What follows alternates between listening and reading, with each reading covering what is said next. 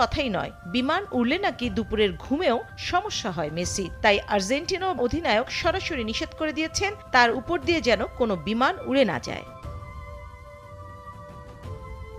অনেকেই মেসিকে গালমন্দ করেছেন, অনেকেই খুঁজছেন কারণ। বার্সেলোনার প্রধান কেন্দ্র থেকে ২৫ কিলোমিটার দূরে গাভা উপশহরে মেসির বাড়ি। তার বাড়ির কোল ঘেঁষে ন্যাচারাল ডেল গারাফ ইকো পার্কের অবস্থান। বন্য প্রাণী ও বিলুপ্ত প্রায় সব প্রাণী রক্ষায় বিশেষভাবে সচেষ্ট স্পেনের পরিবেশ অধিদপ্তর। বন্য পরিবেশ যেন কোনোভাবেই ক্ষতিগ্রস্ত না হয় সেজন্যই আইন করে দিয়েছে তারা বিমান না ওড়ার।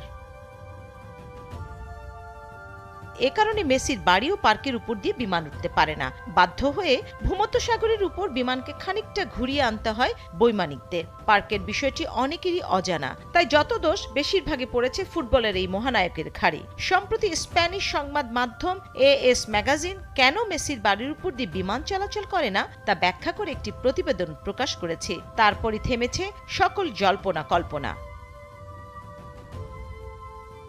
শাহনাজ শারমিন, নাগরিক।